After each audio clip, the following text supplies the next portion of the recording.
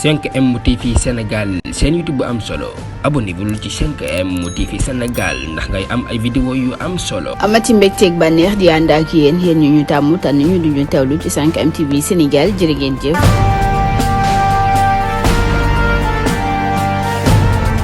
salaamaaleykum suñu mbokk internet yu 5M TV Sénégal jaajëfal nañ leen bu baax a baax ci ànd bi ngeen di ànd ak chaîne bi jotaayu xibaar yi dañuy àddu rek ci lu ñeel journaliste bu TFM bile di Papis Diaw moomee Papis Diaw sax jamono ji ñuy àddu rek ngeen di teewlu nag mi ngi ci loxo yoon ginnaaw rek bi ñu ko jàppee moomee Papis Diaw ñu wax ni rek dafa naanoon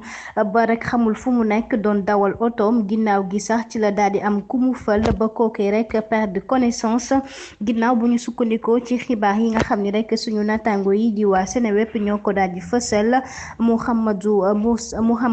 Diaw moomee ñu gën koo xam rek ci Papis Diaw jàpp nañ ko rek ndekki ni démb ci ay booru 23h police bu Jaxaay ñoo ko daal di jàpp rek moomee journaliste bile di Mamadou Papis Diaw ma ngay ca loxo yoon rek moomee di liggéey foofee ci groupe Futurs Médias daal di rek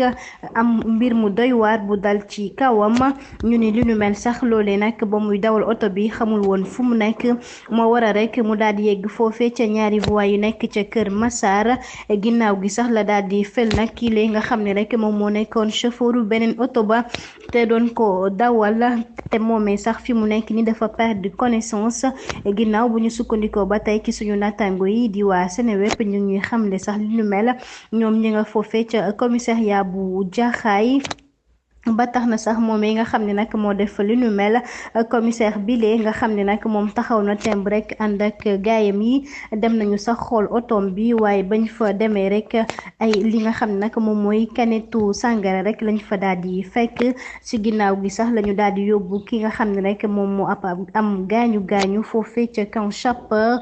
policier yi itam daal di rek interpellé ki nga xam ne mooy Mamadou Moustapha Diaw ginnaaw gi nga xam ne rek moomee àndu woon ak xel ba muy dawal moom mi nekkoon nag journaliste foofee ca Walfadjri jamono ji nag mi ngi ci loxo yoon ndekki ni démb nag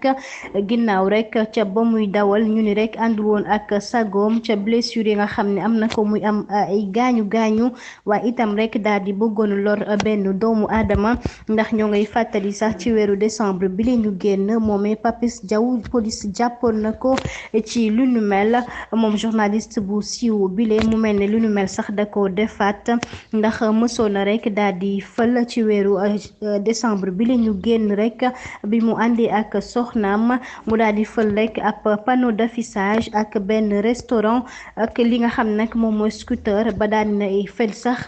kenn ki nga xam ne rek ndaw su jigéen la moomee dafa rek nekkoon jigéen bu wéru la ci noonee sax la daal di rek yokk accélérateur am daal di daw ba këram ba tax na sax jakartaman ya fa nekkoon ñoom ñoo ko daw rek daal di topp ci ba biir këram ñu war di ko yóbbu rek foofee ca commissariat bu Jaxaay ginnaaw bu ñu sukkandikoo ba tey ci suñu natango yi lee ña ngay xam ni sax ndaw soosé nag moom amoon na certificat médical yu toll nag ci fukki fan ak juróom mu mel ni sax bile enquête bañ ko defee rek ci weeru décembre bile kii di Papis Diaw demoon na foofee nag janook rek procureur ginnaaw gi sax lañ ko daal di bàyyi waaye dak mu mel ni lu nu mel rek jàngalu ko dara moomee Papis Diaw xëy na defaat nag lu nu mel kon jamono ji rek ñuy xam ne ni mi ngi foofee nag ca loxoy yoon.